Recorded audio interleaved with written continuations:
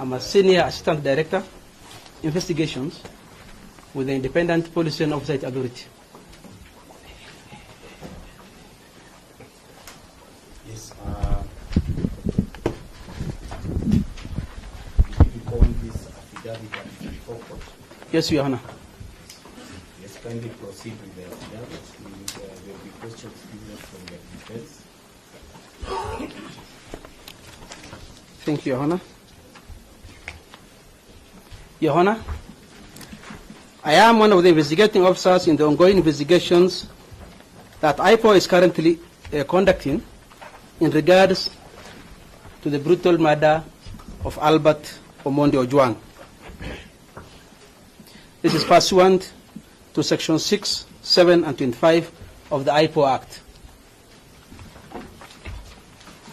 Your Honor, on 8th day of June 2025, IPOA learned the death of Albert Ojwang while in police custody at Central Police Station within Nairobi County.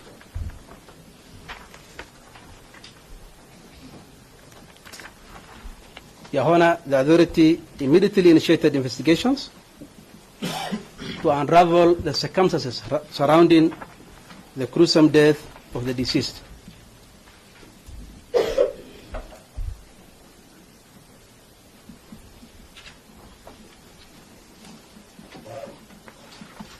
Your Honor, so far, our preliminary investigations have revealed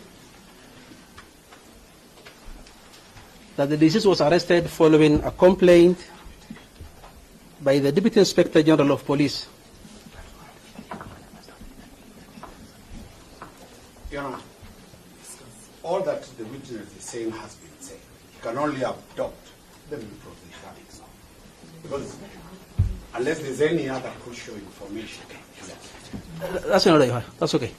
Yeah, I was of the view, but just give a highlight, not necessarily going paragraph by paragraph, just a highlight, and then we can adopt it. Just a brief highlight. Okay.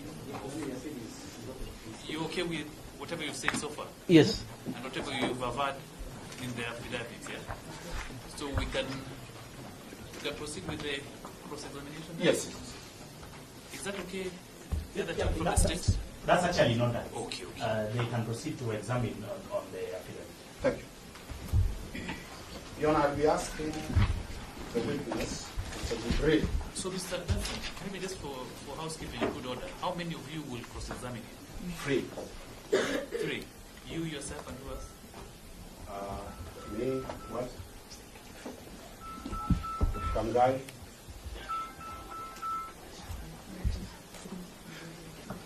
So only 3 of you. From Yes, the we'll cross-examine him. The others will submit. I think that is okay. Thank you. Mr. Jibril, Yes, Your Honor. can you confirm your position at IPOA over this matter? You are asking my rank? Yes. Okay. That's a matter. Your Honor, as indicated, I'm a Senior Assistant Director, Investigations. And confirm that you are an investigator. Yes, Your Honor. Are you an investigator in the purpose and the name or position of the National Police Act? IPO Act. Under IPO Act. And under IPO Act, is it true that you have still arrested powers? Yes. Under which section? Your Honor, Section 7 of the IPO Act and Section 7 of the IPO Regulation Act actually gives me the powers, privileges, and immunities of a police officer. So Section 7. And which section? Both Section 7 in the IPO Act and Section 7 of the IPO Regulations Act.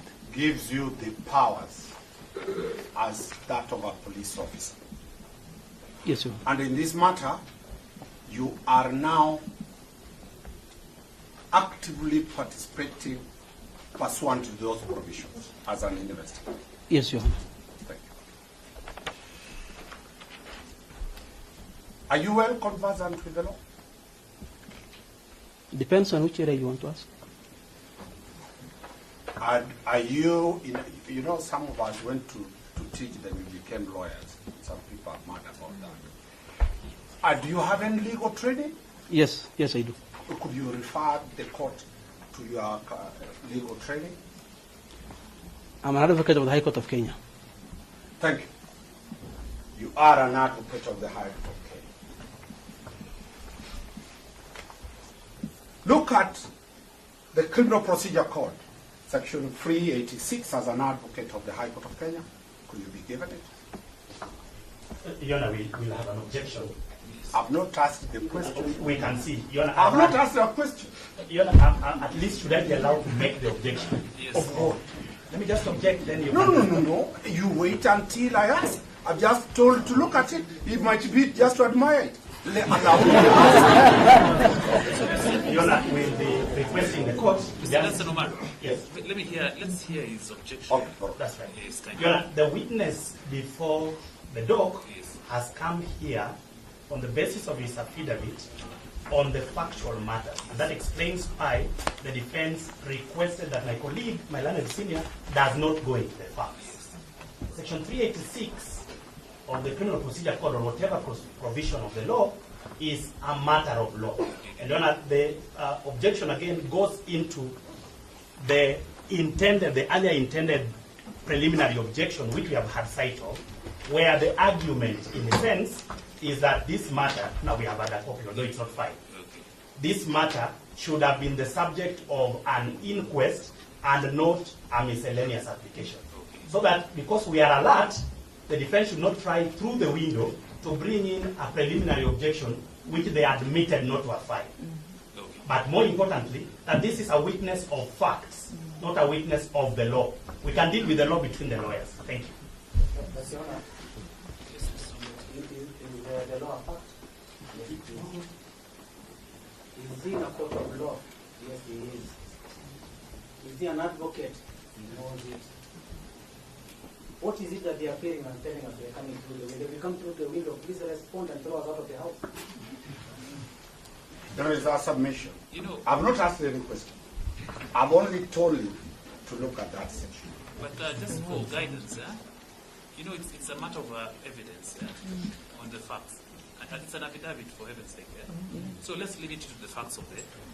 After I've asked the question, Yes. then that is when an inference can be done, whether it's a question of law or a question of fact. All right. I've not asked what. I've only told you, look at section 3. Your Honor, Your Honor, just one more thing. The reason we requested the defense at the very onset to inform us of the paragraphs is that the cross-examination is limited to the contents of the affidavit. True. There is no reference to section 386 in the affidavit. They cannot go to it because it is not a matter of fact. If you pointed to us the paragraph looking at section 386, which we referred to, there will be no objection from our end. But because affidavits are leadings of fact, we plead with you to reject the invitation of the witness to look at section 386 or any other provision of the law. Thank you. I think it was referring to section 386. Yeah, I just only So told you to.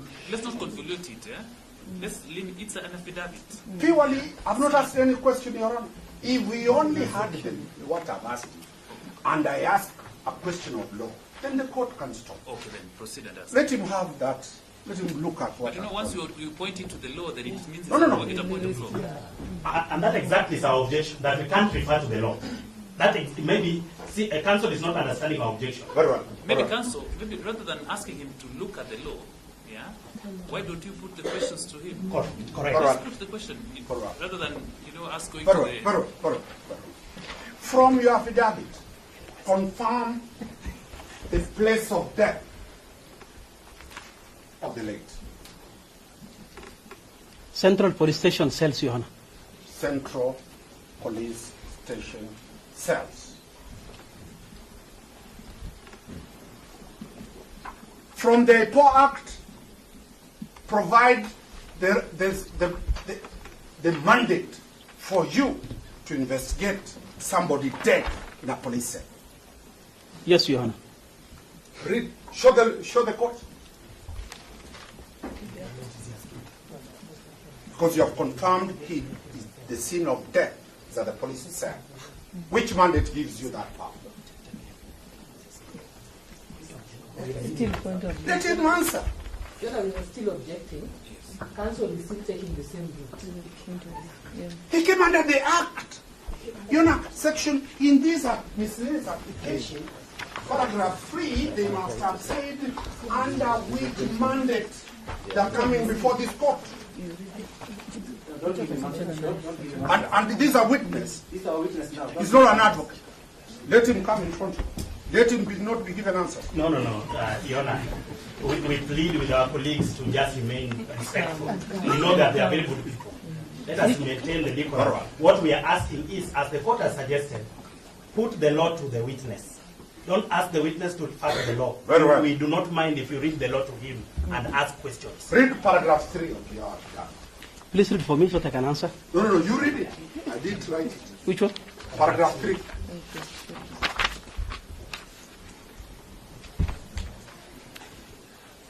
That investigations by IPOA are pursuant to Section 6A, 7.1, and 25.1 of the IPOA Act.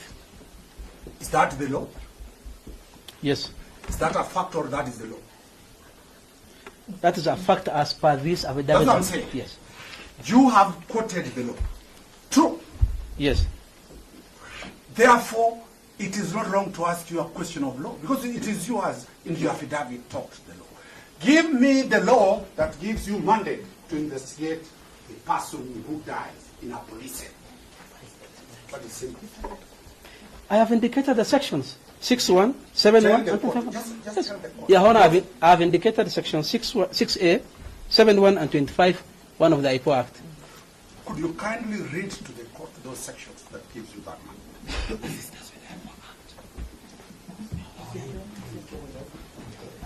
The IPOA Act. Just read to the court those sections for the benefit of the whole one. We don't work for IPOA. Because we did not anticipate that a witness of fact will be made to read the law, we didn't carry a copy of the IPOA Act. If they insist that they want to read it, let them just read it. Wait, suffers from selective amnesia when he is cornered. It is there. On any phone. Just read it. Read the section. 6A, you read. Okay. Section 6, Your Honor talks about functions of the authority. Yes. Here means IPOA. Yes. That the functions of the authority shall be 6A, investigate any complaints related to disciplinary or criminal offenses committed by any member of the service, whether on its own motion or on receipt of a complaint, and make recommendations to the relevant authorities, including recommendations for prosecution, compensation, internal disciplinary action, or any other appropriate relief, and shall make public the response received to these recommendations. Shall I continue? Yeah, anywhere where the death of a person in police, specific and so on. Must question specific.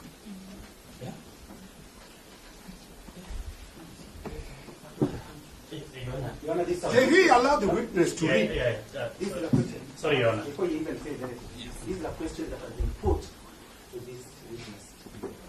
It is about what he has said in his affidavit. He is being asked to justify why he is here and what gives him the powers. The state, who has not been asked a question, can now stand and start giving him answers or start supporting him. Let him answer. Mr. Yes. Do you have Yes, Your Honor, I just wanted to indicate. Section 6 has been referred to in the affidavit. The witness has been asked to read, he has read the affidavit. The witness is being asked about the law supporting an action which is not in the affidavit. That's where the difference is. The witness is saying that Section 6 allows us to do A, B, C. But counsel is asking, does the law allow you to do A, X, which is not in the affidavit? We believe that by him having cited to us the paragraphs he would ask questions on, asking the witness about the law allowing you to investigate deaths in cell, which we have not referred to in the affidavit, is going outside the affidavit, but we would be guided. So it's a bed of contention. So let him answer. If it falls under the ambit of that section 6, let me just say That's right. it That's right. falls under that provision in the law, and let's leave it as that. That's right. That's right. And the question we are here about is specific to death inside a police cell. And that is all I'm saying. If he says that section, then the court will go and make a ruling out of it. That's all we ask. In relation to death in a police cell. In police custody. It's not you to set my question. I've asked you my question. You can't set a question and answer yourself.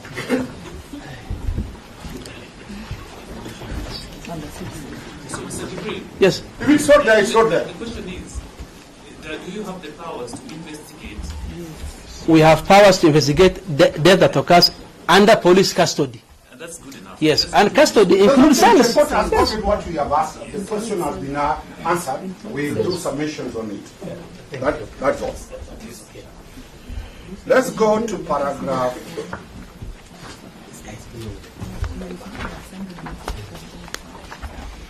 Paragraph 7. You are paragraph 7? Yes. Read to the court what that paragraph says.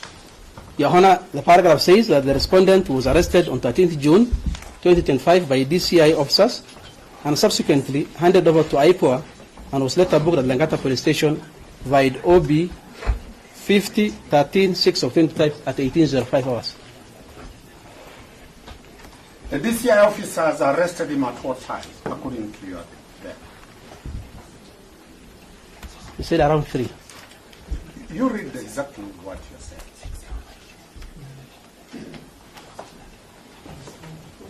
I've not indicated the time. That's I'm asking. Yes. It is not indicated when the DCI officers are arrested. Yes. Where did they arrest? At the DCI headquarters. And not Eldoret. No, Your Honor. Found that the accused was not arrested at Eldoret. According to the officers who handed over me to Mr. Taalam, the officers informed me that they arrested him at the DCI headquarters. Thank you. I'm putting to you that IPOA released a false information to the public that he was arrested in Eldoret en route to escape to Uganda. That is not in my affidavit. I'm saying what is in social media is that the respondent... Your Honor, I can only answer what is on this affidavit. Sorry, Your Honor. Let's not digress to those issues. Yes. Yes. Let's proceed on the question of arrest. Are you aware the Director of Criminal Investigation, my friend Mr. Mohammed Amin, said the respondent is a person of interest? That is not in my affidavit. That's why I said, are you aware? If you are not aware, you are not aware. Counsel, please ask me what is on this affidavit. I'm not going to, Your Honor, I'm not going to answer anything outside the affidavit. I put it to you that based on the DCI mentioning the respondent, on that day at 2 p.m., he presented himself to the DCI headquarters in the presence of his advocate, Juan Keton. Were you aware of that? If you said so.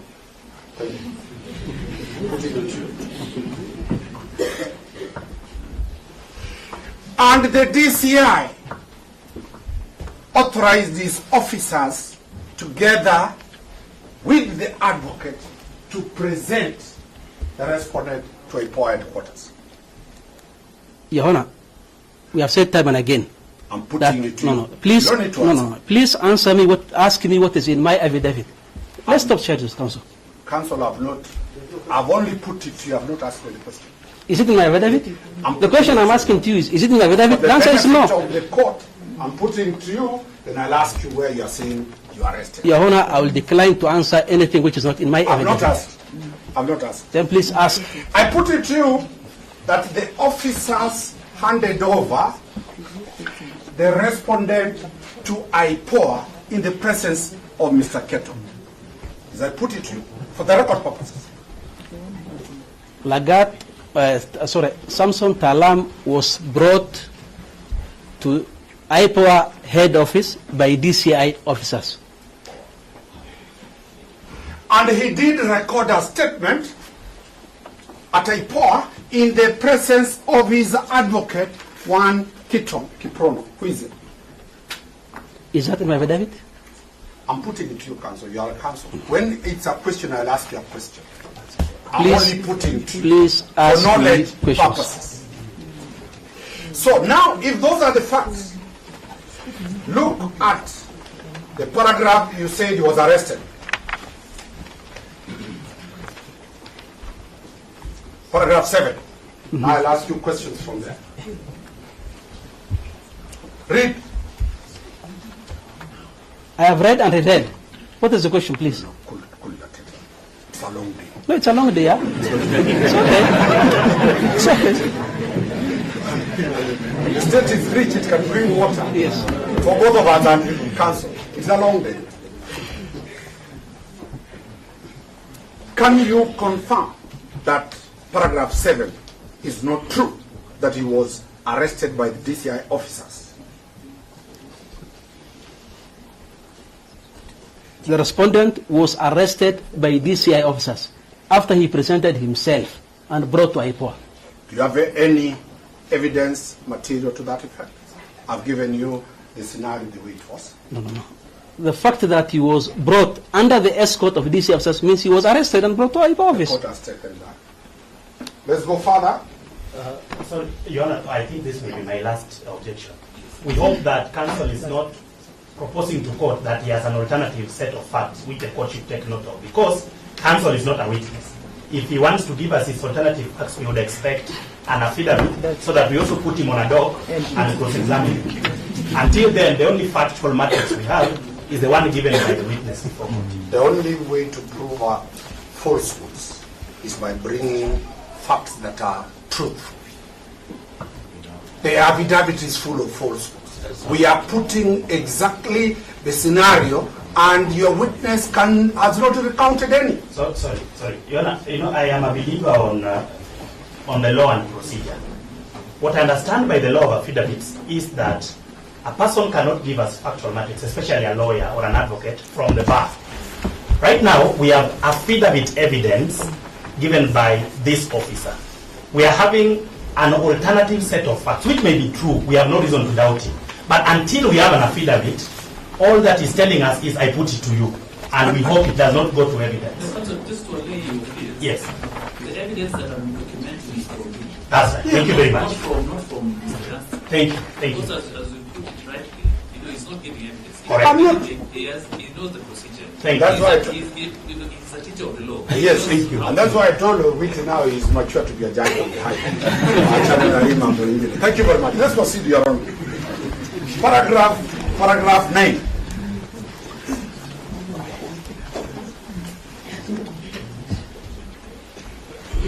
Yes, Your Honor. Paragraph 9. Yes. You have said what? About the position of the OCS?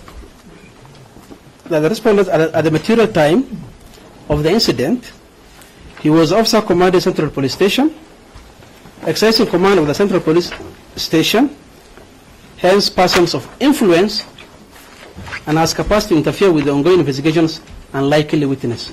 Do you have any evidence to show that he was in full command at the police station?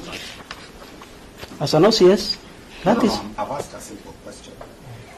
It is either you have it or you don't have it. Do you have anything, either duty roster or something showing he was on duty in command? Your Honor, what the advocate is asking is that you are the presiding magistrate here. Do you have the power of this court? I mean, once you are an OCS, you have got the power over that station. Come on, counsel. We have agreed that you don't have it. You are looking for it. Let me put it forward. And let me put it to you. And Your Honor, just to answer also, whatever evidence that I had, I have put as an extra. Anything else which is not here is purposely done to safeguard, first of all, the integrity of the investigations. And they will be provided at the most relevant time. I'm well aware that this will not be the forum where those charges will be preferred.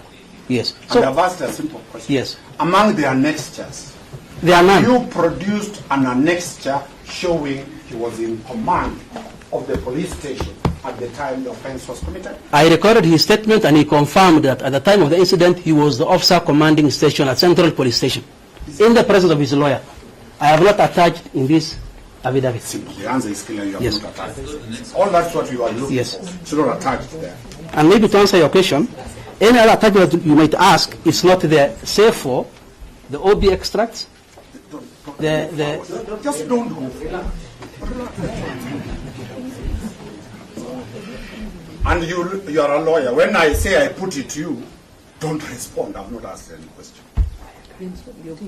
Then why are you putting in the first place? Why in the first place?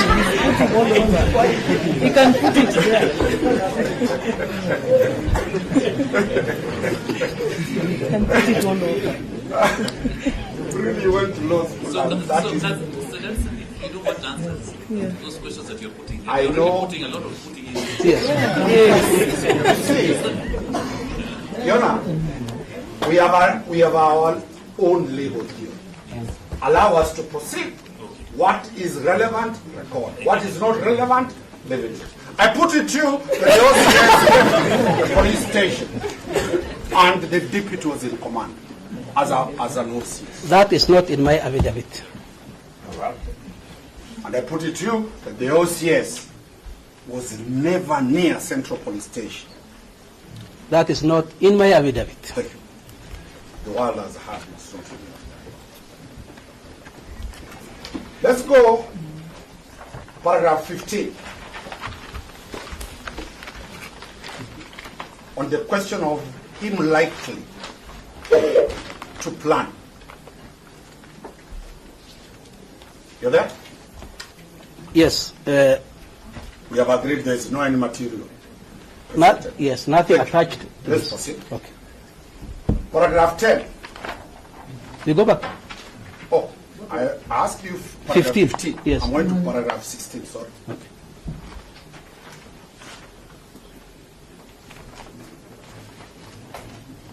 Still no material attacked. It's either very serious material you have kept, no material attacked. Yes, Your Honor. Thank you. Paragraph 17 about the CCTV. No material attached, Your Honor. Thank you very much. Paragraph 18, No material attached. no material attacked. Paragraph 17, Come on. I've gone back because there's a question I want to ask. Yeah, please ask. You have said about the CCTV cameras. Do you have possession of the scene of crime as of now? No. Who is in possession of the scene of crime? The scene of crime was processed and released. Remember, that's a police station. You cannot hold a station as a crime scene for a very long time. So we have released to the relevant authorities. Is that on off? Because I was there yesterday. It's not true that the scene of crime has been released to the police. Then Is it still a scene of crime, or it is non-operational police station? that question is not. It's not in my affidavit. You've run very fast. Do not lie that is. So you cannot, there's no material to show that. Nothing attached, Your Honor.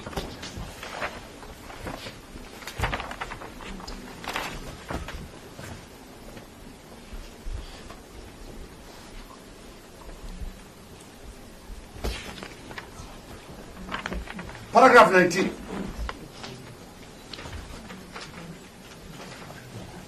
You've read it? Yes, Your Honor. And 21, they are the same? What's the question? No material attached. There is no material attached. Yes. That is very, very critical to us.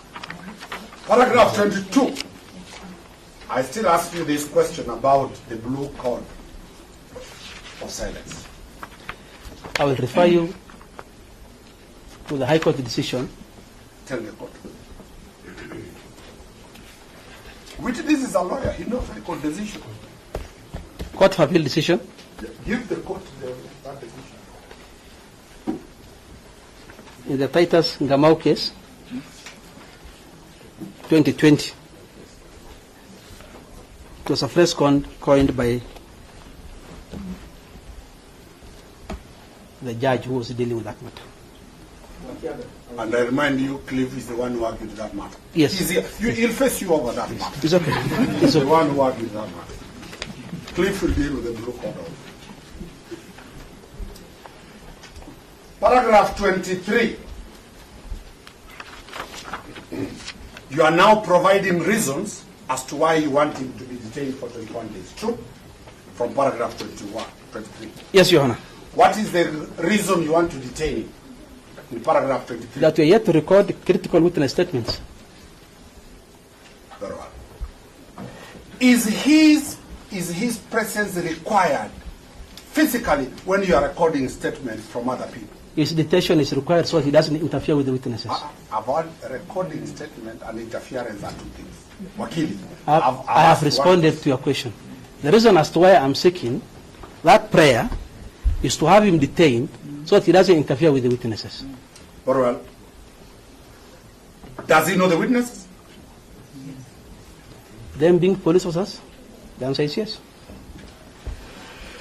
Is there anything you have shown of any attempt to interfere with witnesses?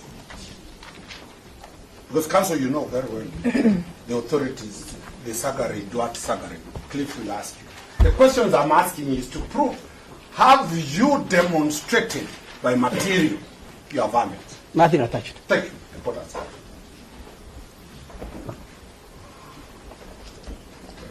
Paragraph 24.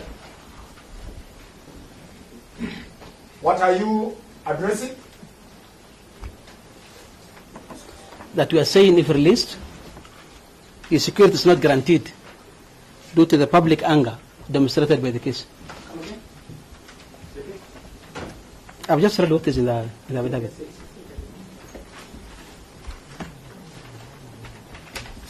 Yes?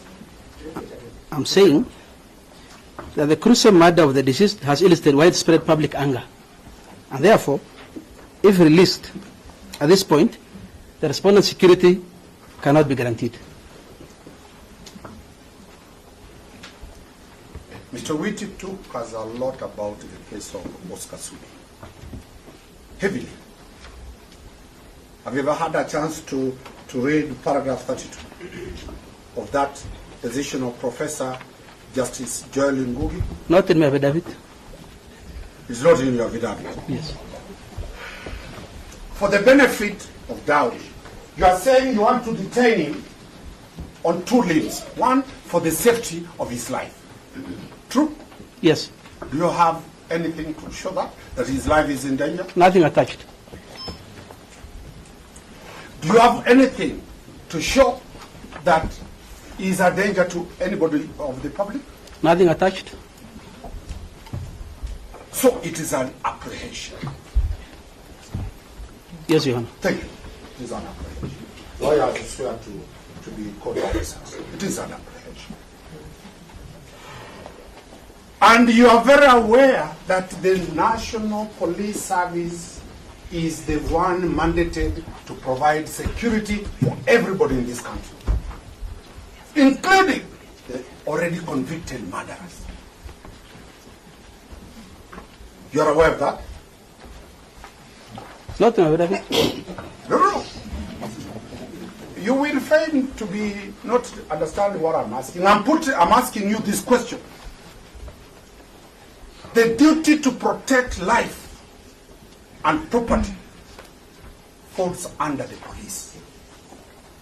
If you say so. And this country is not a banana country where the rule of law has broken. So it is not right to say you are preserving his life in cell. And he pays taxes. Everybody pays taxes to be protected. And that it will be dealt with in the cases that I've talked about. Now, what other reason do you need him in cell to detain him for 21 days? All I stated what do you specifically want him to do? All I have stated in my affidavit. Is there any other reason we have not dealt with? Everything I require, I have indicated in my affidavit. Confirm you have his phones. His phone. His phone, you have it. Yes. And you are seeking this court. Did you have the court order to possess that phone? I don't need a court order to possess a phone. Do you need a court order to get access to the phone? Yes, I do. Where is the provision that does not allow you to have authority to possess? It's a seizure. Surely. Oh, wait, allow Sorry, no, me. no. Yona, where is the provision that does not allow you? Surely. Where is You the are asking provision? for a provision which does not allow you. This is a negative provision, does not exist in our law. He should tell us the positive provision, and council can put it. He can continue putting it to him that this provision does not allow you, not the negative provision. Maybe rephrase your question. I'm rephrasing. You know, which has a problem is preparing for the judge. It's not akin to this matter. You need him 21 days for the sole purpose of granting access. Is it him who grants access or the court? No, Your Honor. Who grants? I need the 21 days to complete my investigations. I've asked a question specific. Do you need my client in cells for the purpose of analyzing the phone? I need your client in custody for 21 days to complete my investigations. I've asked a simple question. Is there any role he's required to do in forensic analysis of our phone? I'm not an expert in forensic analysis, so I cannot say. So, your arguments are not based on any scientific, because you never consulted a forensic expert? It is you swearing 21 days. Yes. And I've asked you, should the court wait 21 days? Why do you need him specifically? Your Honor, the issue is not about only phone extraction. It's not only about phone analysis. What else? I have said to complete my entire investigations that entail so many things. Among them, what you have stated.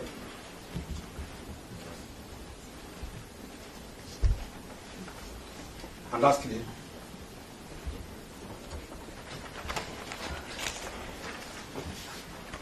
you have already attached the order in your application. Look at it. We have an order.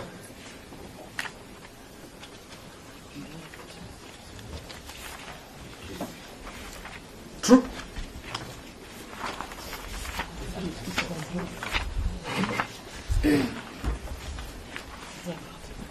Makori, this is a competent advocate and witness. No, I'm just. I have seen an annexure here. Can I check, yes? I've seen an annexure there.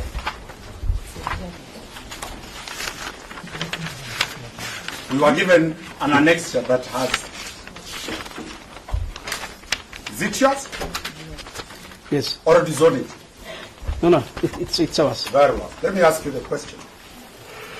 You are certain you are getting It's a draft. these orders? Counsel, this No. is a draft. No. It's a draft.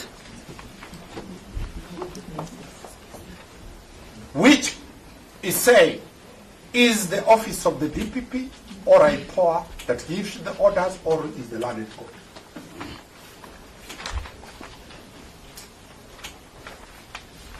What is the import of you drafting an order? Is it a formality that in this court already you have decided, not the court decides? Who decides? I hope it ceases from being I hope the norm. we can save time by admitting that the application was drawn by the office of the DPP. What we have annexed as an order is a draft order. It is not the first time today, is it 18? It has been done since I was a law student at the University of Nairobi, where we do draft orders. The court can reject it, it's not binding on the court. So that we save time for counsel and his client.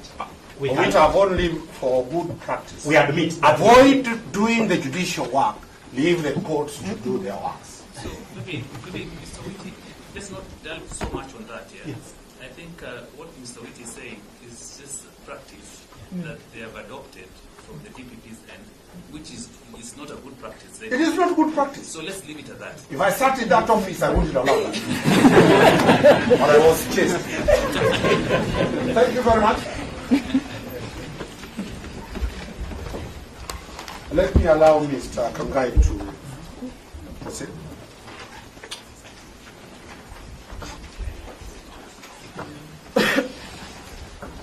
Oh, sorry, Your Honor, I said, You said if an advocate is not allowed to talk, I will be stoned out. Put Mr. Shadrach on board. He has just left class to come out. He was teaching. He is late on the forum. it's afternoon.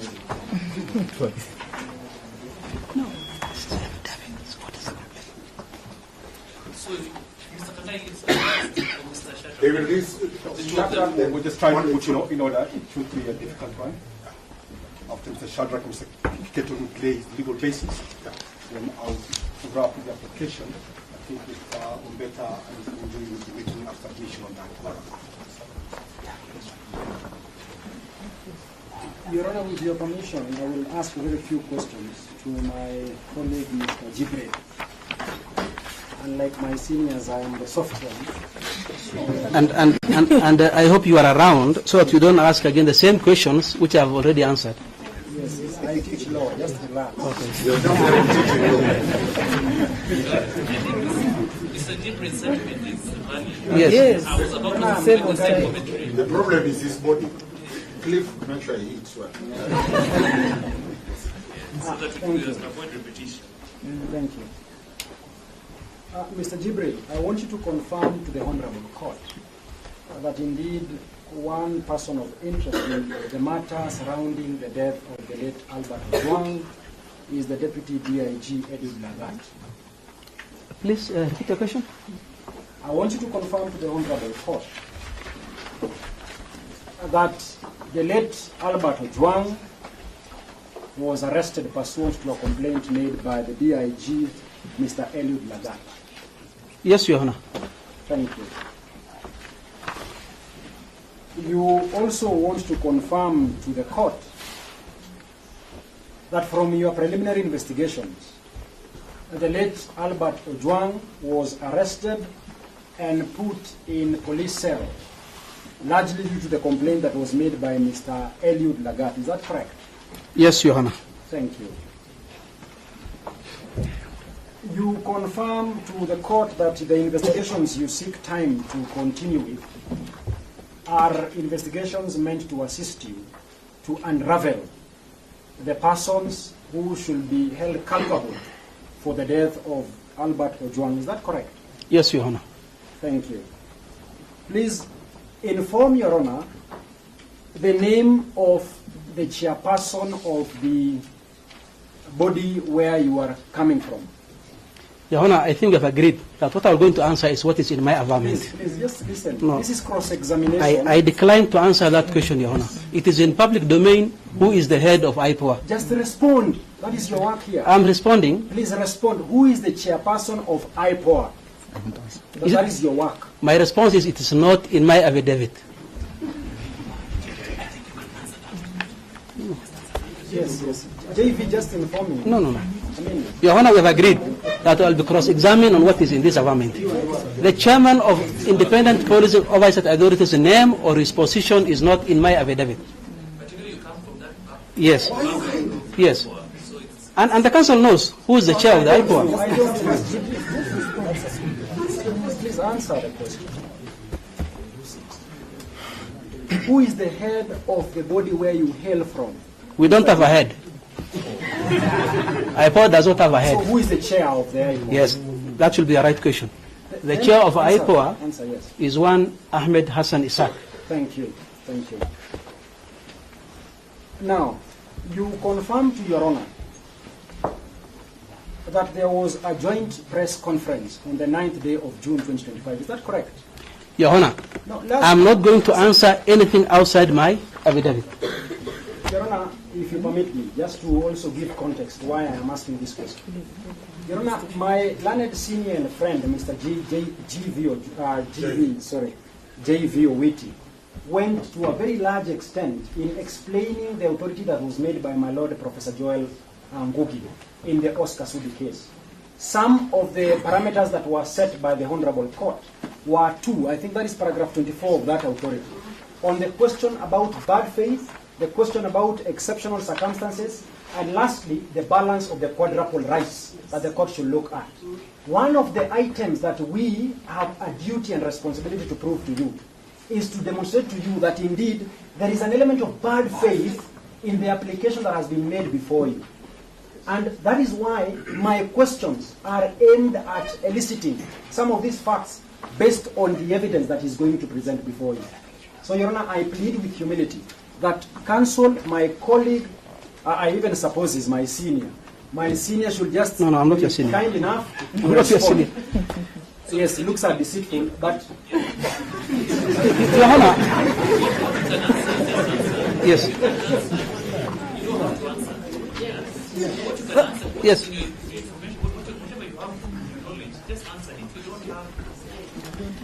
Your Honor. You cannot argue with the court. No. Order. Chair. Let me say this. Let me say this for the record. No, let me say it for the record. And Your Honor, protect me. The counsel who is on the floor asking questions should only answer. Learned senior should stop pointing at me. You will have your time to ask me questions if you require.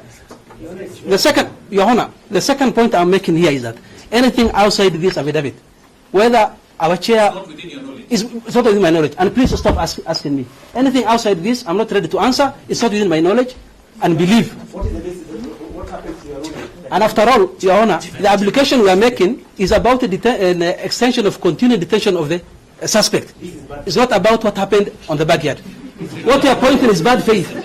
That's why it was trying to clear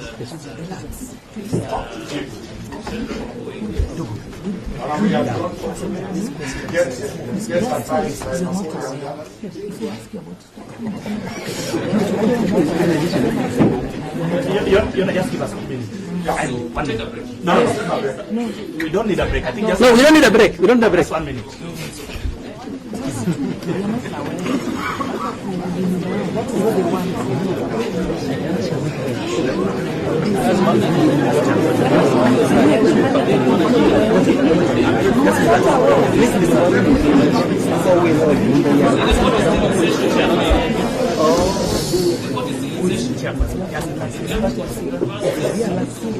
That is what we are doing. It's my intention to make it. If you ask for the chairperson, please just answer. If the system was in the right, so don't let us use that. Yes, that's what they're doing. We are not like that. We should just calm down. So calm down. Just answer. Yona, thank you.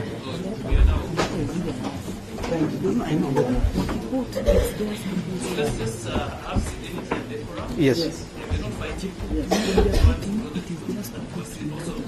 What matters is system. thank you. Mr. Jibril. Yes. Counsel, please confirm to Your Honor that there was a joint press conference on the 9th day of June 2025 where the chairperson of IPOA was in the company of Mr. DIG Eliud Lagat and the Inspector General of Police and others. I'm not aware. You are not aware. Thank you.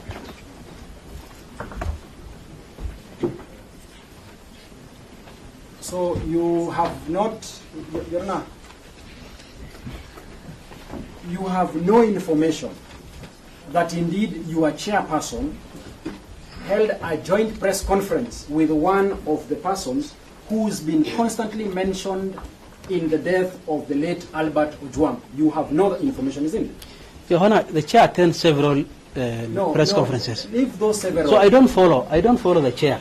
Thank you. I don't follow the chair for his press conferences. Thank you. Now, Your Honor, that is very important. You have been very honest with the court.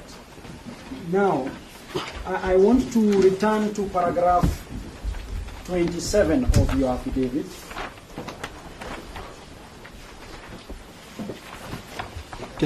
Yes, paragraph 27. You have made mention that the reason why you are inviting the court to order the pre-charge detention of the suspect before court is because you have fear that he might run away from the jurisdiction of this court, isn't it? Yes. Have you, in your well-elaborate affidavit, demonstrated an instance where probably he was invited, he never turned up, or you have proof that he has already booked a ticket to a certain foreign land that he has presented before court? That is not in my affidavit. No, you have in your No, I'm saying yes. the answers that you are looking for is not in my affidavit. No, I am asking a very straightforward question likely to attract a yes or no. Yes. I am asking you again. In lieu of your paragraph 27, on the question about the temptation by the suspect to run away from the jurisdiction of this court, if allowed his liberty, have you provided before this court No. any material? No. You don't have any material? No. Thank you. Your Honor, that should be all for me. Thank you.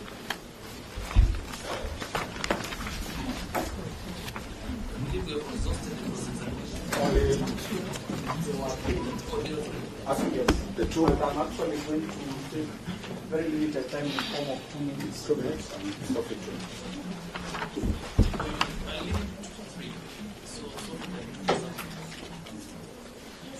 Then I can do 125 minutes, depending on how it's going to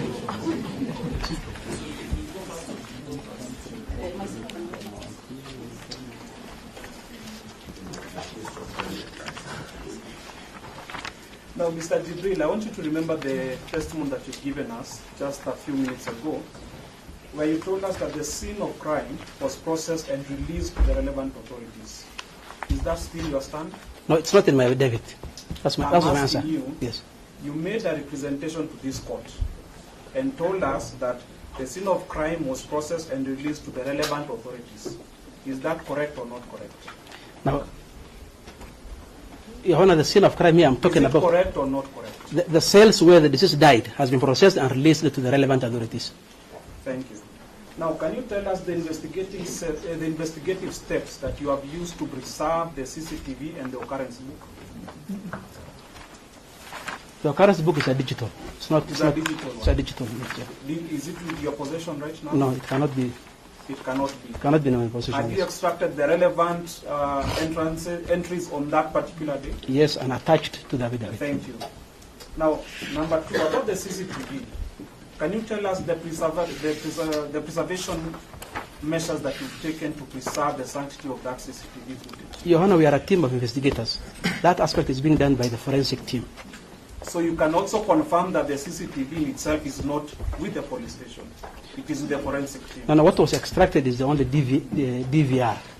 But the entire, you can't carry a whole screen. It's okay. That's what I want you to tell me. Yes. What was extracted is only the DVR. Yes. Yes. So the DVR that records the events of that fateful day is the forensics team. Yes. Thank you. That's all.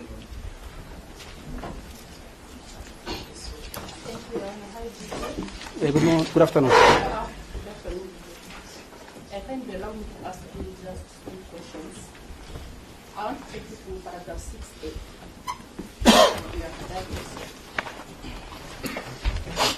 Where you say the DPI received a complaint from the Deputy Inspector General of Police. Confirmed? Yes, Your Honor. Was it an oral complaint or a written complaint? It was a letter. A formal, letter. yes, a letter to the DC. Have you provided that letter to this court?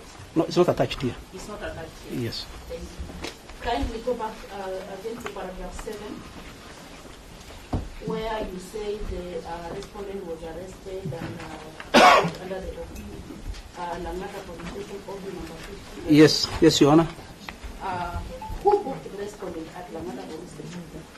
The booking was done by myself. It was done by yourself? Yes. Thank you. Are you aware of the law governing the booking of a person at a police station?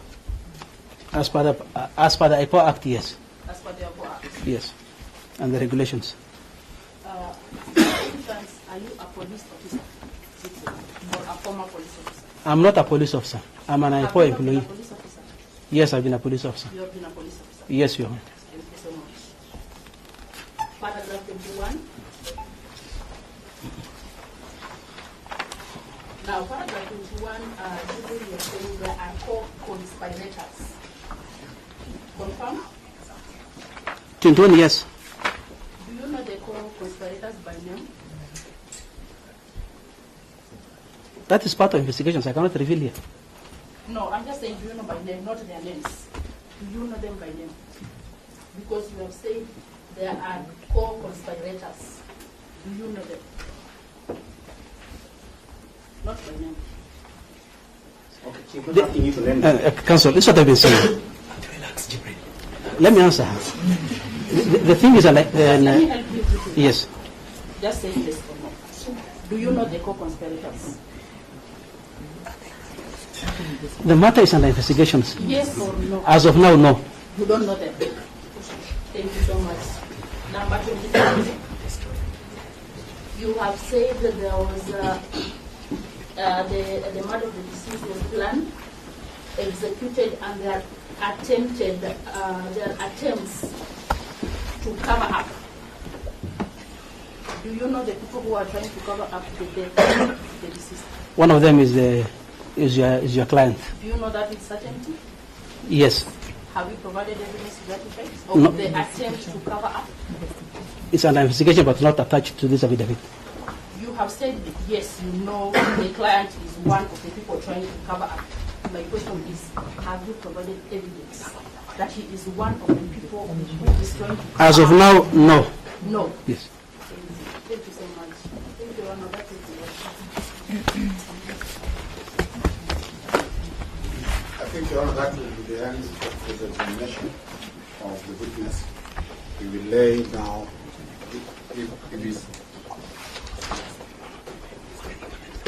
once he's discharged, this Keaton will lay the basis for our next line of approach.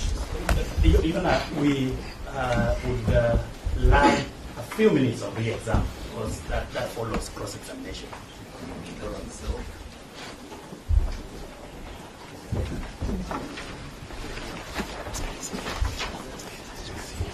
Mr. Jibril, Yes, Your Honor. my work is to calm you down completely. No, actually, I'm calm and composed. I'm glad. Thank you. Now, I will limit my questions back to the contents of your affidavit, many times by paraphrasing. Okay. What is the basis of your request for detention continuing in one line? To complete my investigations. On a scale of 0 to 100%, how much could you, by approximation, attach to your investigations up to now, on a scale of 0 to 100%? Doesn't have to be accurate, approximation. 49%. 49%. So I can mathematically say this as direct evidence that you're saying there is 51% of investigations to be done. Yes, Your Honor.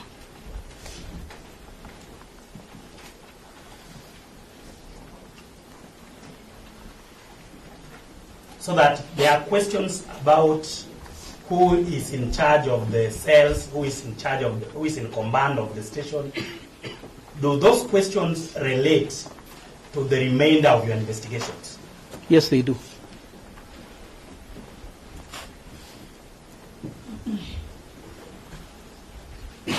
Now, to ask another direct question, are the questions from the defense some of the things you need to investigate to complete your investigations? Yes, Your Honor.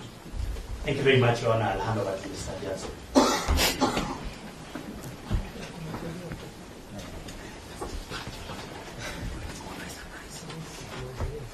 It's just one question in the examination.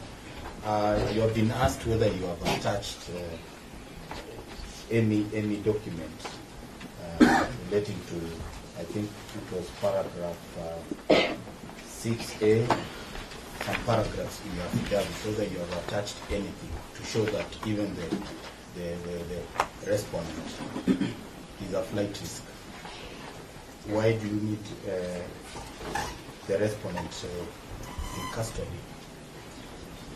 Is there any reason why you have not attached? Yes, Your Honor. The reason I have not attached what I've collected so far, the 49% I'm talking about, is that it will jeopardize the investigations. And this is actually to protect the integrity of the investigations. That's why we cannot divulge much. Thank you very much. I believe that is all from my end.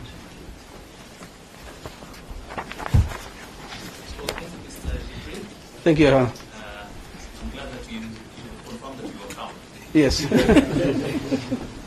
Thank you. I'm going to allow the next phase of our team, led by Peter.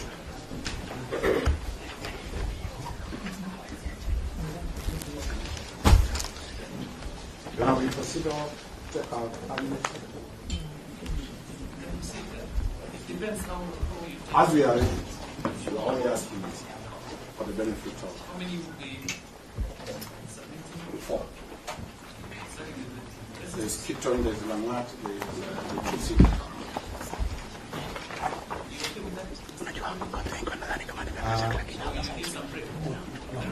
We are fine. We are fine.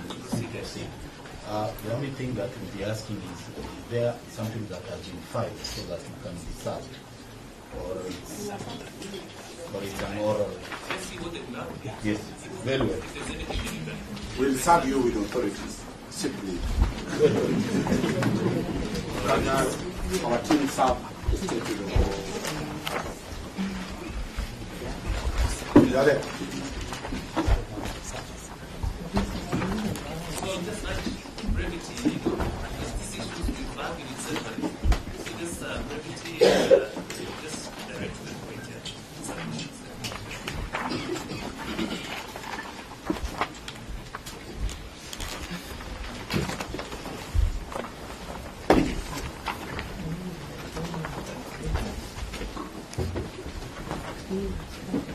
Your Honor, for the record, I remain Felix Keaton, and also there's also another additional attorney at law, Vincent Yegon, also is part of the defense team.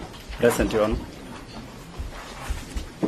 Your Honor, we reiterate that we vehemently oppose the motion application dated the 16th of June 2025. And from this motion, Your Honor, there is only one salient issue for determination. That is whether there are compelling reasons for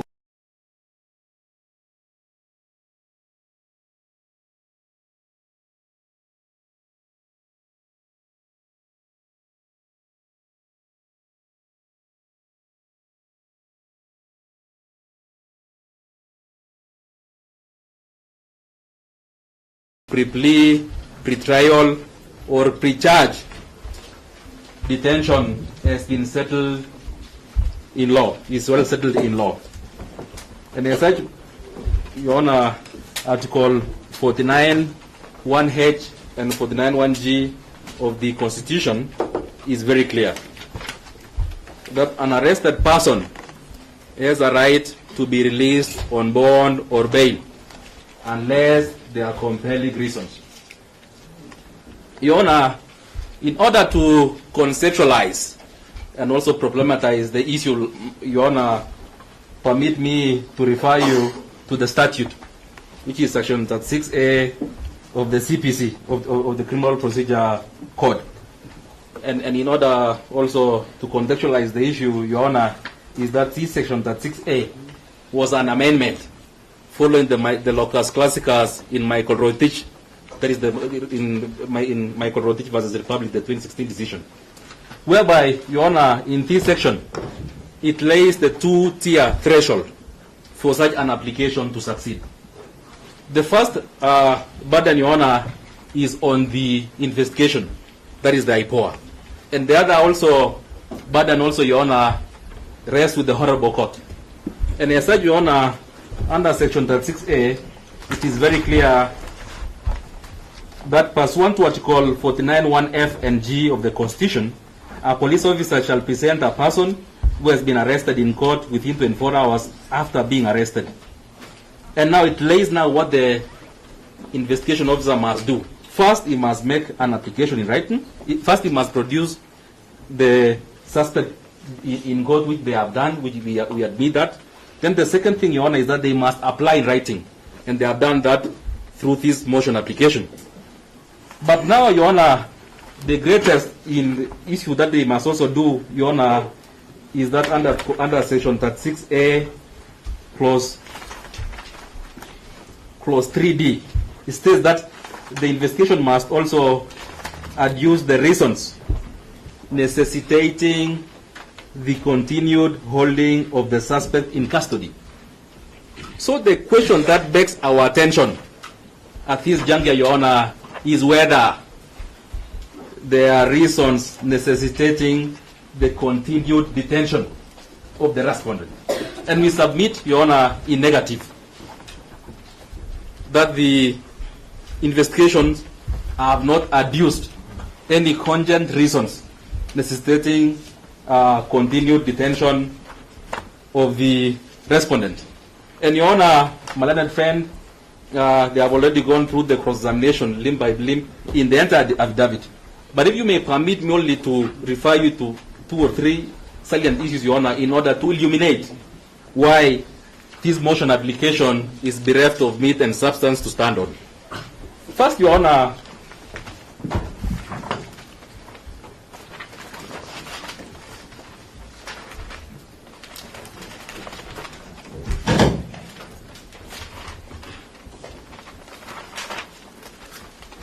I will refer you, Your Honor, to look at paragraphs 9, 10, 11, and 20 of the affidavit. They are building a case that you should continue detaining the respondent because he is likely to interfere with the investigation. We submit, Your Honor, that that is not a cogent reason. And we'll invite you, Your Honor, to consider the authority which we are provided, that is Republic versus Mercy Chebet.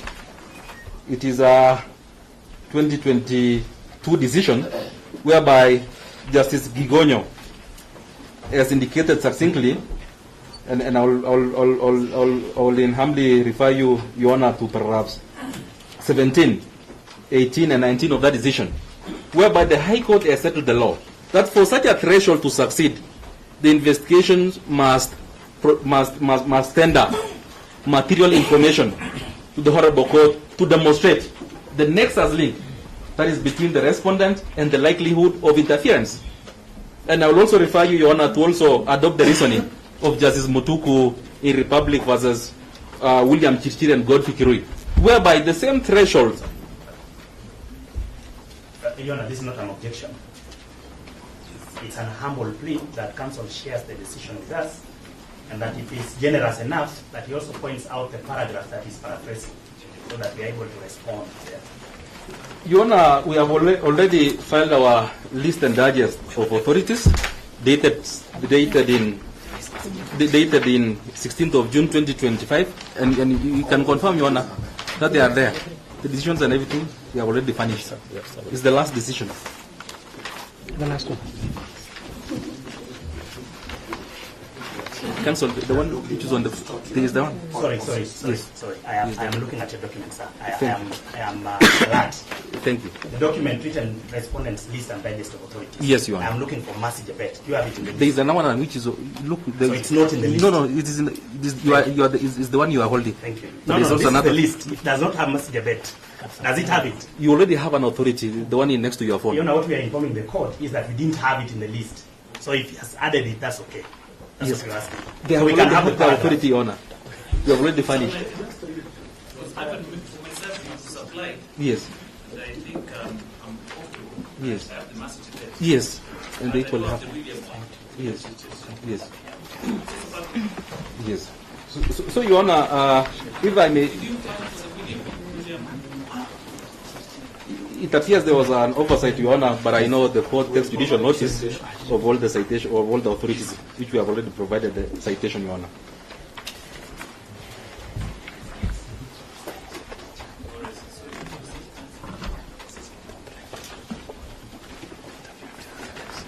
Sorry, Your Honor, he has interfered with the flow of my thoughts. My apologies. My apologies. I am not in that business like my colleagues. Yes. The two that must tears.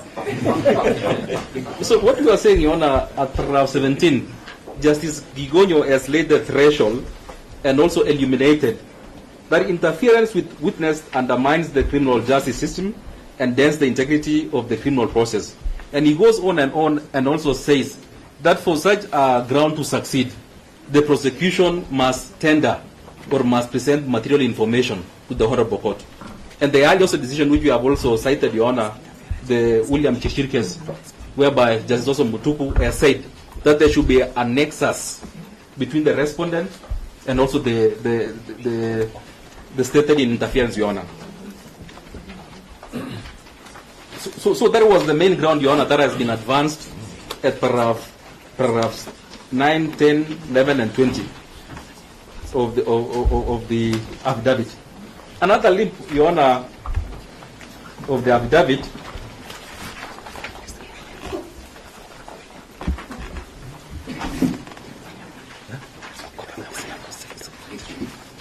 is that, Your Honor, I will humbly beg to refer you to paragraph 24 of the affidavit, whereby you have been told, Your Honor, that the gruesome murder of the deceased has elicited widespread public anger and outrage leading to demonstrations, which at times have been destructive. Hence, the safety and security of the respondent cannot be at this point be guaranteed if released on bail.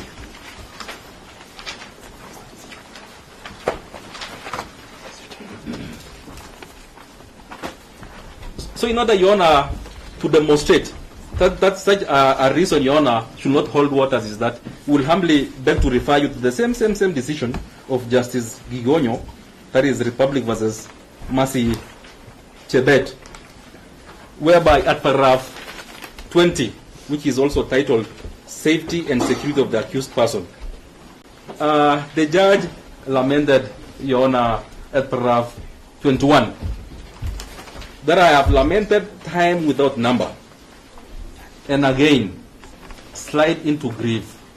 How and why in this age and time should people take the law into their hands to harm the accused? The community herein is within the territorial jurisdiction of the Republic of Kenya, a nation governed by law and order. And under the Constitution of Kenya 2010, I wonder whether the said community will derive the authority to harm or kill a suspect under trial. No one is above the law or should take the law in their hands. All are bound by the Constitution which reigns. And the community in question should let the law punish the accused. This should stop, and my view is that ground that the security of the accused is threatened by the members of the public or victim family should never, and mark my words, Your Honor, should never be encouraged to be a ground for denial of bail. Otherwise, the courts will inadvertently promote or condone violence, disorder, and usurping of law by individuals or group of people. We say no more, Your Honor. Such ground should fail in limine. The court, the High Court, has settled the law on that. On the other hand, it is even the duty of the police to also guarantee the safety of the respondent. And you have also been told other issues, Your Honor, that they need time to do forensic, to subject the grudges to forensic, etc., etc., etc. We submit, Your Honor, that all those reasons that have been given, it can be done without the need for any custodial order. So we submit, Your Honor, that from all the reasons that have been adduced, none is cogent and none should pass the master of the law, because they have already done what they ought to have done, and any proposed investigations can be done without the need of subjecting the respondent to custody, Your Honor. Having submitted the limp, Your Honor, that they have failed to demonstrate the reasons necessitating further or continued detention of the respondent, Your Honor, we submit on the second limp, whereby their statute also, Your Honor, has also given the court the latitude or guidance on what should do. And we shall invite you, Your Honor, to consider Section 36, Clause 5 of the Criminal Procedure Code, whereby it is stated that a court shall not make an order for the remand in custody of a suspect under subsection 5 unless there are compelling reasons for believing that the suspect shall not appear for trial, may interfere with witnesses or the conduct of investigations, or commit an offense while on release. So, Your Honor, even having submitted that they have not adduced that reason, there is a duty that the court also must also satisfy itself before granting any custodial order, that there are compelling reasons that the suspect will not appear during the trial. And there is no such reason that has been advanced by the state, Your Honor. And the other aspect of interference, Your Honor, we have already submitted that there are no material information to persuade you that there is a need to further detain the respondent, Your Honor. And in doing so, Your Honor, on the duty imposed on the court in the two-tier threshold, that is the threshold in the second tier threshold, which is the duty of the court, will invite you, Your Honor, to adopt the reasoning of Justice B.J. Otieno. There is a High Court decision in Ramadan M. Hassan versus DPP. It's a 2017 decision, whereby at paragraph 15 of that decision, Your Honor, it is at pages, we are finding that authority. It's at pages 43 to 46 of our bundle, whereby the judge reasons this way, Your Honor, that I must add that a judicial officer before whom an application is presented seeking to limit the enjoyment of a suspect's fundamental freedom akin to the right to liberty is duty bound and enjoined by law and the Constitution to be extra vigilant and not to interrogate whether the facts presented to it melt the dictate and spirit of the law invoked before it and are in consonance with the attributes and general philosophy of the Constitution, which guards against arbitrary and unjustifiable limitation or enjoyment of rights and fundamental freedoms. So Your Honor, will humbly persuade you to adopt that reasoning to be extra vigilant in granting such an application, Your Honor, because this being a temple of justice, Your Honor, you hold that mighty sword of Damocles, and you should always strike for the rule of law and nothing else. So having demonstrated, Your Honor, the two-tier threshold, that it fails in every limb, we conversely, inversely submit, Your Honor, that on the other hand, there are compelling reasons to release the respondent on bond and or bail. And we'll humbly invite you, Your Honor, to consider certain factors. Number one, Your Honor, is that the respondent before you cooperated with investigation. I accompanied him, Your Honor, on the 11th of June, 2025, when he was summoned by the Independent Policing Oversight Authority to record a statement under inquiry. And he did so, Your Honor, and he was released. Thereafter, Your Honor, he also presented himself to the DCI Gigiri headquarters on 13th of June, 2025, whereby, Your Honor, he sought assistance to be escorted to the IPO offices to seek whether he is required there or not.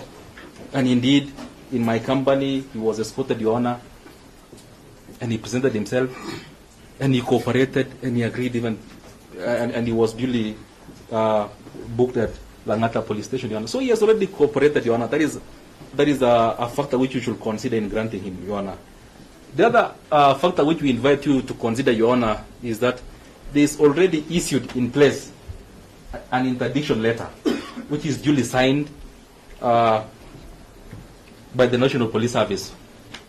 And Your Honor, in order to put into perspective, an interdiction letter, Your Honor, is a sua generis document which sets certain conditions, which is replica of the conditions imposed under Section 36A of the CPC, and also, Your Honor, which technically it holds in abeyance the powers of a police officer. In other words, Your Honor, it removes the teeth from him. He can't do anything. And from that interdiction letter, Your Honor, which I had a privilege of seeing as an attorney at law, Your Honor, he has been told categorically that he should report to the OCS, to the Eldoret police station. So there is also a condition, Your Honor, to demonstrate that it's not a flight risk. There are already safety mechanisms which have been imposed by that interdiction letter, Your Honor. We'll also invite you, Your Honor, to consider the primary consideration of bond and bail. That is to secure the release of an arrested person as and when required. And irrespective of the issues, Your Honor, whether there will be any intended charges or anything, he is still an arrested person within the meaning of Article 49 of the Constitution. And as such, the rights under Article 49 has been activated. And such rights, Your Honor, should be enjoyed to the greatest extent possible. And in interpreting, Your Honor, and in contextualizing the situation, Your Honor, we will humbly persuade you to adopt a attitude that is beneficial to the suspect rather than the state. And in doing so, Your Honor, we will humbly invite you to adopt the philosophy of in Justice Kimaru, as he then was, in Michael Rotich versus Republic, whereby, Your Honor, it's an authority from pages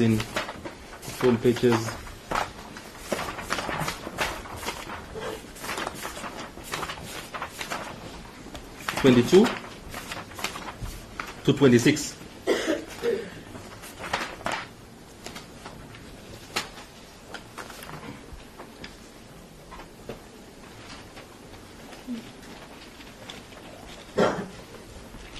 Whereby the judge here in this decision, Your Honor, conceptualized and also reiterated the importance of liberty being in precious. That a personal liberty, right to liberty, should be respected at all times unless there are legal reasons for such person to be deprived of his liberty.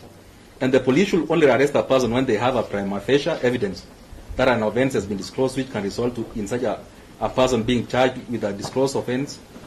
Your Honor, the reason why we are citing this decision for avoidance of doubt is to reiterate the importance of liberty. It's not about the holding charge. So even in their response, Your Honor, they should not deal with the holding charge. Reasons being, Your Honor, I had a privilege of interacting with this decision, Your Honor, when my then client, Major Rotich, may his soul rest in peace, was arrested, and we went all the way to High Court. And the court made certain findings, Your Honor, including one holding charge and this liberty. But the holding charge question, Your Honor, has already been, there is a mutation of law. So that is no longer applicable, Your Honor. And we shall demonstrate the reason why that decision is no longer, the question of holding charge is not applicable, is because of the second decision, which I have also furnished you, that is in Kenneth Omondi, Ojwang, and 38 others, whereby the same judge also reiterated and illuminated the law, knowing that there was a development, because between that Michael Rotich and this Kenneth Omondi decision, Your Honor, there was an amendment to Section 36A of the CPC, so which drastically changed the law. That's why we will also adopt the reasoning of the judge that the reason why this court in the Michael Rotich case required a charge or a holding charge or provisional charge to be presented to the court when the prosecution is seeking extension of time was first to inform the arrested person of the likely charge that he or she may face, and secondly to inform the court on the serious nature or otherwise of the charge. So that was the reason in that development of the jurisprudence, Your Honor. So in grounding our application, Your Honor, and also we'll also invite you to consider another factor, Your Honor, that the suspect before you, the respondent before you, is still presumed innocent.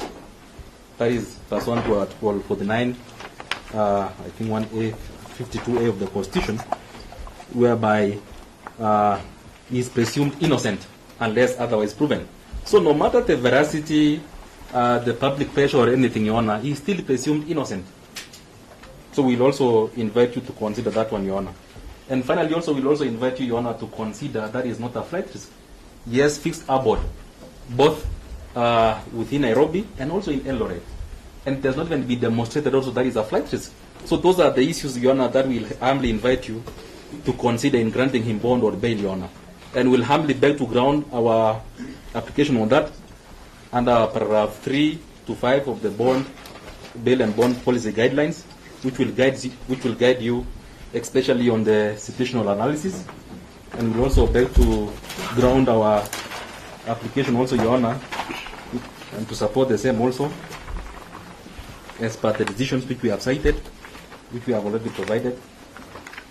That is the authorities, especially the Court of Appeal in Jayendra Gimji Malde versus Republic, whereby the Court of Appeal settled the issue and reiterated the constitutional provision that an arrested person has the right to be released on bond or bail unless there are reasonable reasons not to be released. And also the Court of Appeal has also reiterated that now, unlike in the past, even those persons charged with serious offenses such as murder are entitled to bail on reasonable conditions. And the applicant here is certainly entitled to that bond, Your Honor. And also on that other issues also, Your Honor, which you have been told that they are compelling reasons, except the question of interferences, safety and interest, Your Honor. We'll also humbly invite you, Your Honor, to adopt the reasoning of Justice Mativo in Republic versus Danfo Kabage, and I know my learned senior Cleveland Beta also argued that matter, whereby the High Court has laid the test of compelling reasons. That compelling reasons or grounds ought to be proven to the satisfaction of the court. And mere allegations or possibility is not enough.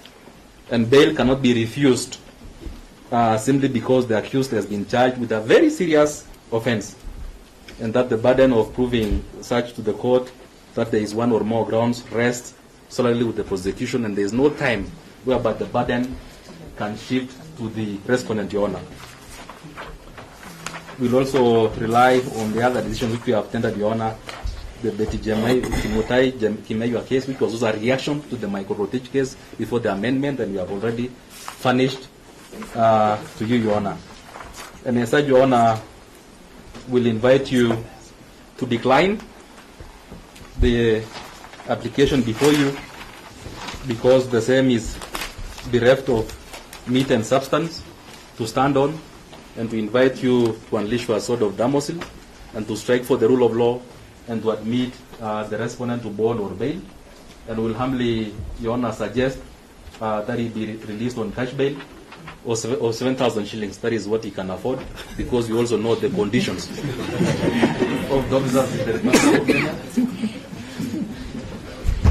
And also, Your Honor, in also making your ruling, Your Honor, we'll humbly invite also you, Your Honor, to make certain policy, or in your dictum, to find or to make certain policy considerations. Because the reason why we are here, Your Honor, is also because of the legal edifice of IPOA, which is created under the Independent Policing Oversight Authority Act, number 11 of 2011. Whereby, Your Honor, I wish, as the people of the Republic of Kenya, we had constitutionalized or made IPOA one of the commissions or independent officers under Article 248 of the Constitution. It would not be good. But what the Parliament did in that Act, Your Honor... Sorry, Your Honor. Sorry. You know, Mr. Hiton is a good friend. He has like a law teacher, like my friend Shadrach Wambui. What he's inviting a court to do, which is now justifying, is beyond the jurisdiction of this court. You cannot make policy. So he should just save us time so that we go to what this court can do. Although he had a very good point, but this court has nothing to do with it. It was just an obiter dictum observations, Your Honor. And this is why they do that one. They know is that in what the IPOA Act, what the parliamentarians did was to establish a weird... Your Honor, we have objected to that time. It's okay, Your Honor. This court has no jurisdiction. I withdraw, Your Honor, and we humbly beg to submit, and I beg to rest my submissions and raise their questions for me. Okay, thank you. Thank you. I really appreciated your industry. Thank you, Your Honor. You argued it so eloquently. Thank you, Your Honor.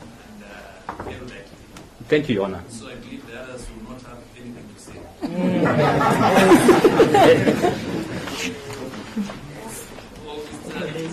It is Langat. Good afternoon, Your Honor. I'll only go straight to what my colleagues on the other side submitted earlier in the opening statement, and more specifically on the case of Sudi Oscar Kipchumba versus the Republic. The decision which I believe they will share with you, I've just looked at it and analyzed while sitting here. These are decisions that, in essence, will allow you to dismiss the application today. I'm happy because they are the ones who brought this decision. It's a very beautifully done judgment, ruling. The tests that they have been argued by my colleague under Article 49 are found in this ruling. I want to address one or two issues. The first one is the aspect of the investigations. They have made a picture, or they have painted a picture that our client is likely to interfere with investigations. Your Honor, today, the witness, in his affidavit, and while being questioned in examination in chief and in re-exam, has told this court that they are in control of certain important exhibits which are not within reach of our clients. There's no way you can interfere with those items, exhibits, which are in control of IPOA. Your Honor, the second aspect, which I believe will be addressed by my learned seniors, is the aspect which came out in the affidavit, the issue of forensic analysis. The forensic analysis of the phone, the gadgets, will be done and shall be done in the absence of our client. IPOA has officers capable of doing that job conclusively without any input from our client. The attempt by the applicants to say that our client should be in custody while this process is going on should not be entertained by this court. This court, Your Honor, should abide by the binding decision in Professor Ngugi's decision and release our client on reasonable bail, which my colleagues have suggested, and put even other conditions which our client is willing and ready to abide by. Those conditions, the discretion is with the court. We therefore submit that the application has fallen short of meeting the threshold set by various decisions cited by my colleague and have been supplied to the court, meeting the requirements of compelling reasons. Finally, Your Honor, the affidavit that was filed before this court does not produce, does not even have did not even attempt to convince you for those compelling reasons. With that, Your Honor, I beg to rest my case. I'll allow my seniors to have their time. Thank you.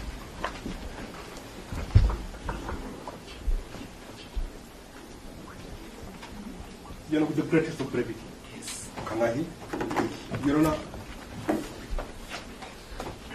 whereas my good colleagues have cross-examined the veracity of the affidavit at the point, my good colleague, what call him Dr. Kiton, has laid the legal basis, the premise upon which creates a question with the application before you.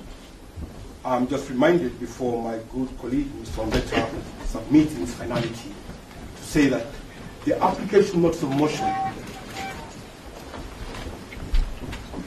that is before you seeks in prayer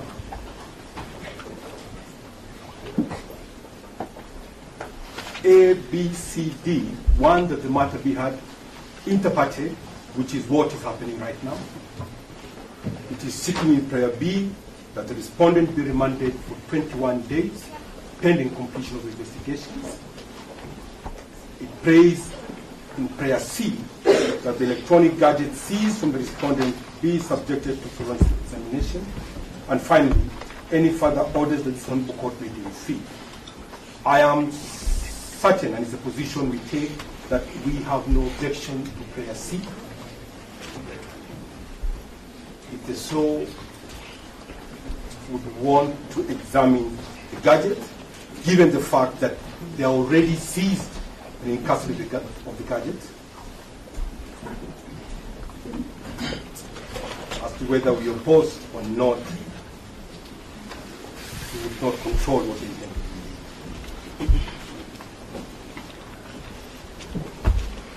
Principally, what Your Honor is being called upon is to give a continuation of detention of 21 days to complete investigations. We submit, Your Honor, that in the deposition of my good friend, Mr. Jibril, that he has since the last 7 days covered 49% of the would-be investigations. I doubt that he would need 21 days to complete the remainder of the 51% of the investigations. Why am I saying this? The persuasion of my good colleagues that, Your Honor, be minded of the provisions of Section 123 of the Criminal Procedure Code, read with Article 49(1)H, as well as G of the Constitution of Kenya, in matters bail, that you be inclined to admit the respondent to a plea bond condition is the positive aspect that we are all taking, and we have no doubt that Your Honor, clothed with wide powers to make such a determinate decision on bail bond, would grant. But in the unlikely event that Your Honor is disinclined to grant bail bond as is being prayed, that you consider that the days so requested for 21 days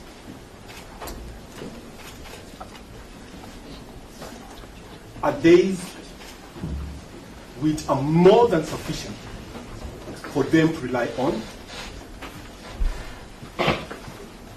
We are saying that the custodial detention should not act as a punishment.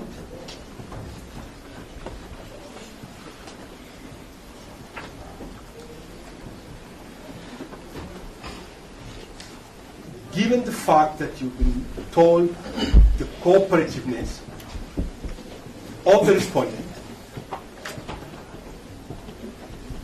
and the clear position of the application before you, as well as the affidavit of one Mr. Jibril, which presents before you no evidence that the respondent is a flight risk,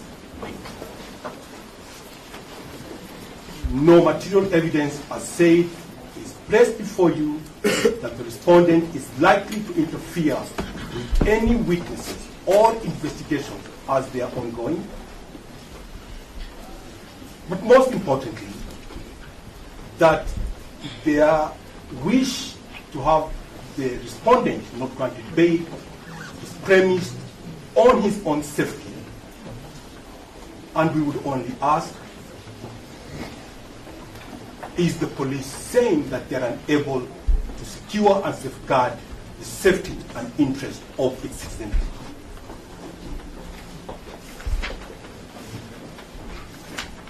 In the threshold of that, Your Honor, we plead, like my colleagues have pleaded, that to be inclined to grant the respondent bail bond pending this investigation,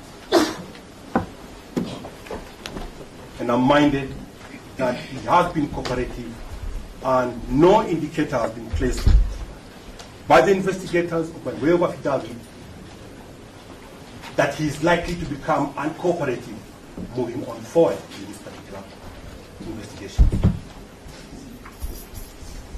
And should in both lean as to whether you grant bail, which we hope you do not, that the days sought for completion of investigation are in excess, Your Honor, and that if they are limited, it would not in any way prejudice the investigations, as nothing would bar the good investigators from making a return to this court and seek extension of more or further time so to conclude the investigation.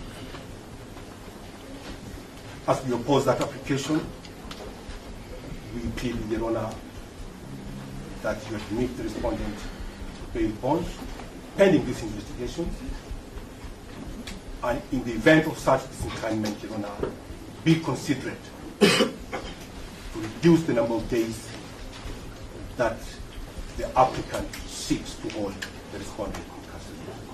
Benigni, we submit, Your Honor.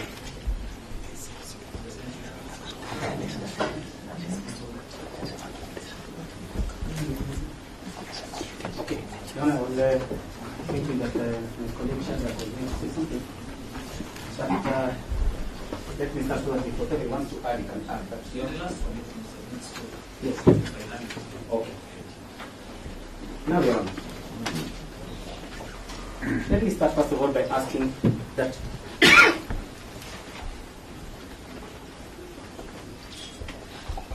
let me request that the court, first of all, Your Honor, grants bail to the accused. I mean to the respondent in this matter.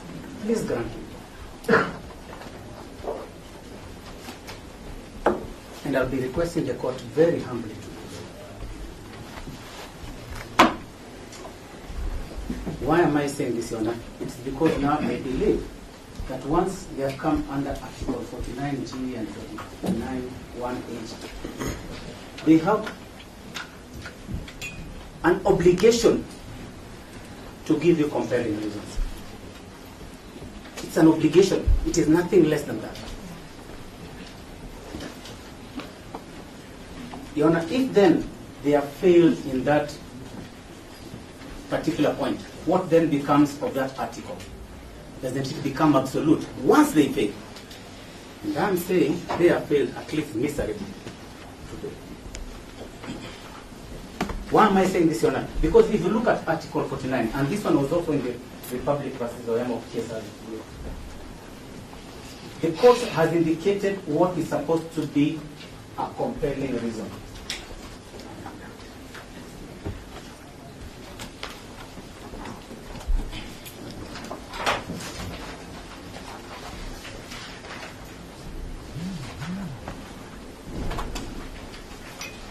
That's in paragraph number 23. Tushapatia mengi mkonazo mpaka tumechoka, sio? What does the court say something to do with compelling reason? And this is the Court of Appeal decision in the Ojwang versus Republic case. It must be something that is forceful, something that is so convincing, something that is so strong that the court cannot ignore it. Cannot ignore it.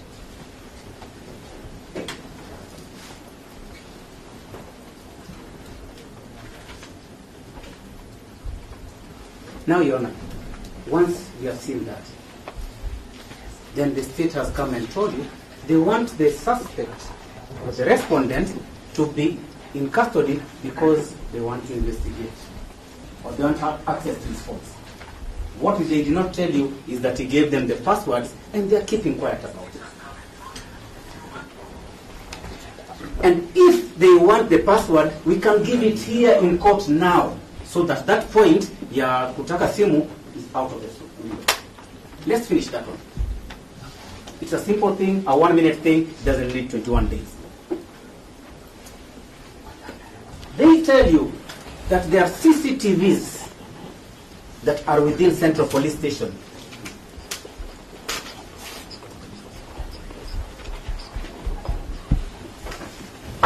And that the suspect, the respondent might interfere with them. But the investigating officer has told you clearly they have taken the material that was required. He called it a DVI. That is the most important one. So what they have there is a shell. And that's the reason why they can't pick it, and that's why the OCS here cannot pick it. So that is the second point. That issue about the CCTV, we kill it right now. They have nothing on it. Then they're telling you they are going to interfere with the investigations. But in his affidavit, and what he has said here on oath, is that In fact, I've given you the password. Pick a password. It's not about the password. Just confirm. It's not about the password. They're telling you. Yes, Your Honor. The issue is not about the SIM or the password. It requires a lot of things. No. Your participation. Watching me. I'm running the show now. Okay. Now, they're telling you about witnesses. They are not telling you the affidavit which witnesses, but they're telling you something else that is imaginary, that they are yet to get some other witnesses who they are going to record their statements. What does that show you, Your Honor? That the OCS does not have the names of those witnesses or does not know them. Does not know them.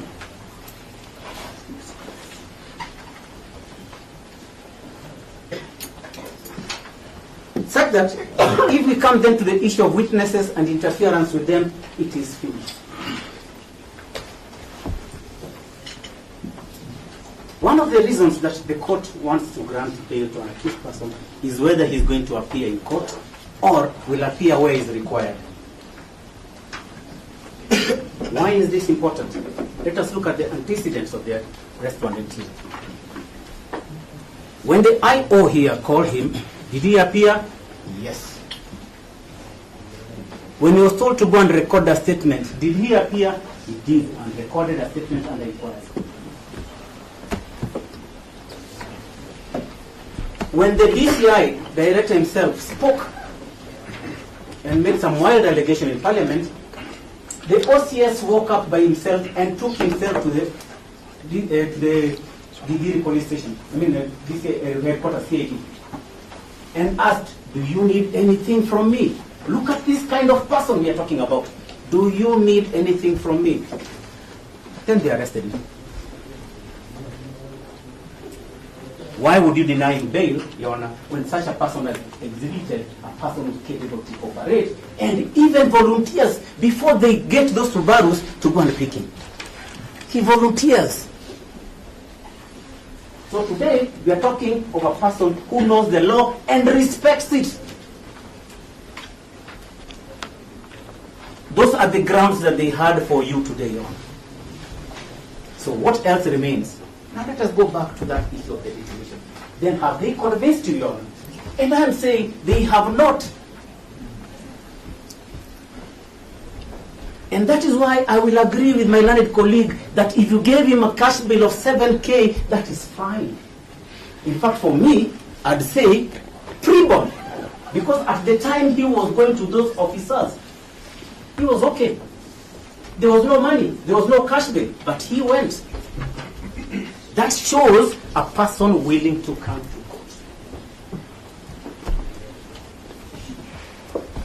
They quote Article 19, they quote all those articles in the law. But you see, Your Honor, today, let us agree. Why do we have these fundamental rights? It is so that we can protect this kind of person from this kind of people. The police. That is why you have these fundamental rights. And Article 19 is quite clear, and it's my favorite, that these fundamental rights, who do they belong to, Your Honor? They belong to an individual and not the state. Not the state. Once they know that those fundamental rights exist, they come to Article 20, which is very clear.